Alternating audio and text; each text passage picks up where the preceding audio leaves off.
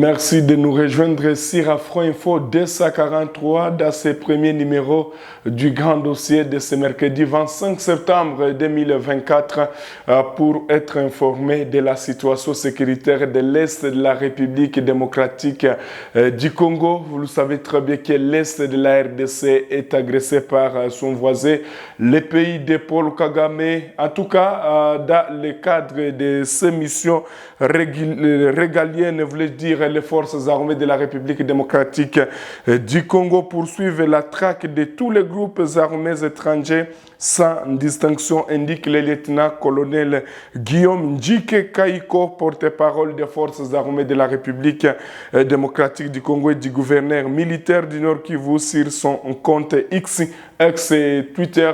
En image, on peut voir les éléments ou les terroristes qui ont été capturés par les forces armées de la République démocratique du Congo qui continuent toujours à défendre l'intégrité territoriale de la République démocratique du Congo face aux guerres d'agression dont toujours la RDC a été victime dans sa partie orientale.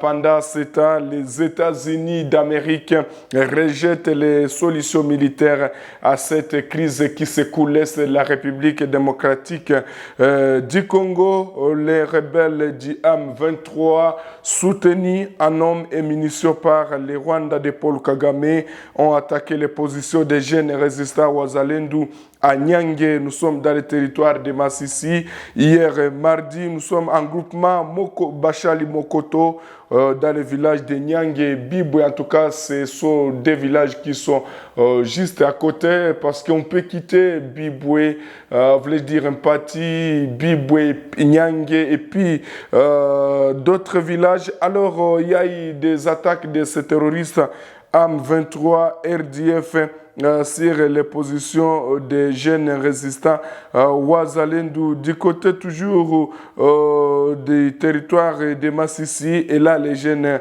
résistants Wazalendo ont répondu en tout cas à ces attaques de ces terroristes du M23. RDF. Alors, c'est ce que vous devez retenir de la situation qui provoque à l'est de la République démocratique du Congo. Alors, ces affrontements qui ont opposé les jeunes résistants Wazalendo du côté de Biboué Nyang, en tout cas, ont causé un déplacement massif de la population pendant que d'autres affrontements cette fois-ci ont été rapportés sur le tronçon Kikuku Kashuga. C'était toujours hier, je pense que vous avez bien suivi dans notre édition, en tout cas d'hier soir, de cette situation qui était tendue toujours du côté de Massissi. Alors, chers téléspectateurs d'Afro Info 243, sur les différentes lignes de Massissi, il y a un calme relatif également du côté de Rutshuru, mais tout peut basculer. Alors, du côté du Sud Kivu aussi, il y a des affrontements qui sont rapportés du côté de Lulongwe, voulais-je dire, également du côté de Itombwe, toujours du côté du Sud Kivu, où ces violents affrontements ont été signalés à Lulongwe entre les jeunes résistants Wazalendo du général autoproclamé Yakutumba et les raids de Tabara. Donc, ces raids de Tabara, c'est un groupe armé aussi qui provient du côté de Burundi. Alors, selon les sources sur place dans le secteur d'Itombwe, précise qu'après ces affrontements à Lulongwe, les raids de Tabara voulaient se réfugier dans le secteur d'Itombwe, où malheureusement, ils ont encore été surpris par les soldats du groupe d'autodéfense Wazalendo, où on a signalé encore des affrontements au niveau de Kipomba entre les raids Tabara et les Wazalendo qui veulent les faire sortir en dehors du secteur d'Itombwe. En tout cas, ce sont là les informations aussi du Sud qui nous sont parvenues à travers nos nos partenaires, voilà, comme certains journalistes qui sont dans ces zones. Alors, cette situation qui a créé une psychose dans les chefs de la population. Et on a précisé que les habitants ont fui leurs habitations du côté d'Itombwe où les jeunes résistants Wazalendo du général autoproclamé Yakutumba continuent toujours à faire face à ce groupe armé de Red Tabara. Voilà, je dirais que Red Tabara, c'est un groupe armé, en tout cas d'origine burundaise. Alors, vous le savez très bien que cette situation qui secoue l'Est de la République démocratique du Congo inquiète certains pays d'Afrique, et voilà, pourquoi pas du monde. Alors, le président angolais et médiateur de l'Union africaine dans la crise congolo-rwandaise, Joao Lourenço, a annoncé avoir fait une proposition d'accord de paix entre les deux pays, un projet qu'il a présenté ce mardi 24 septembre à marge de la 79e session de l'Assemblée générale des Nations unies qui se tient à New York depuis la semaine dernière.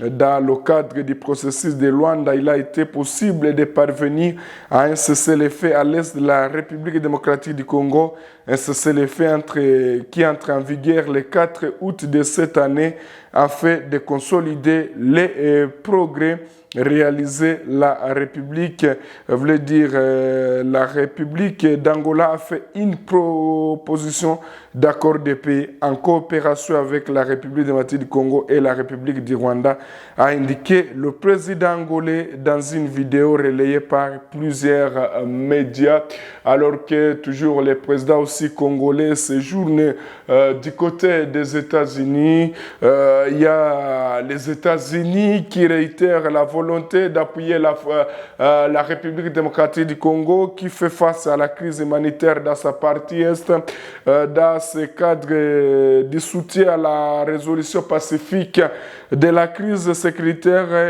et humanitaire dans l'est de la RDC.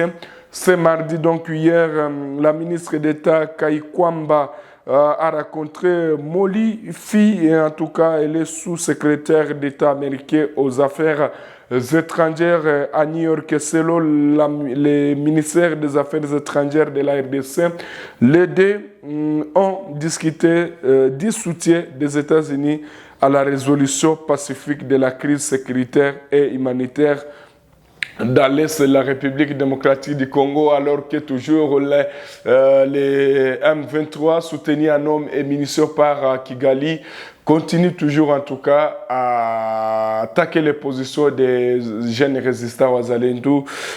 Également les États-Unis qui rejettent les solutions militaires. En tout cas, c'est ce qu'on est en train d'observer ces derniers temps. Alors, vous savez très bien que le chef de l'État congolais va prononcer son discours aussi ce mercredi 25 septembre à la tribune de la 79e session de l'Assemblée générale de l'ONU à New York, États-Unis d'Amérique.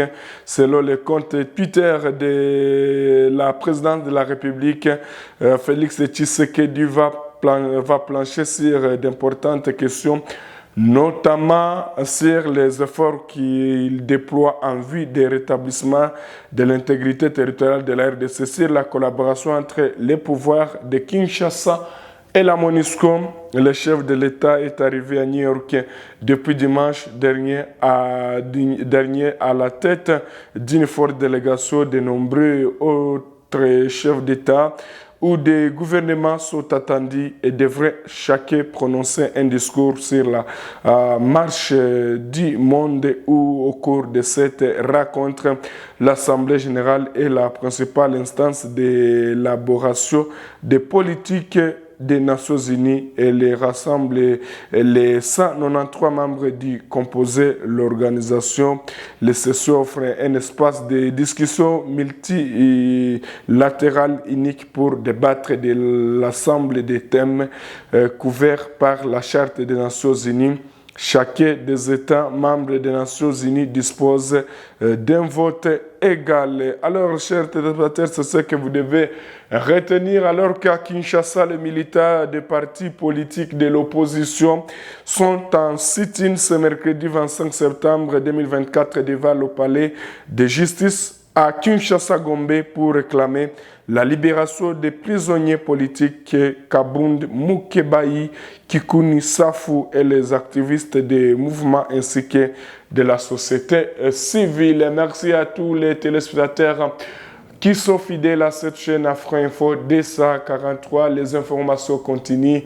Restez toujours connectés. Merci à vous tous qui nous écrivez depuis France, depuis Belgique, depuis Chypre, depuis les États-Unis, depuis Kinshasa, depuis Kasaï et partout ailleurs. Nous vous remercions pour votre fidélité. Et si vous êtes nouveau ou nouvel à cette chaîne, abonnez-vous massivement, likez et partagez cette vidéo pour qu'elle atteigne un maximum de personnes. À tous et chacun, portez-vous bien.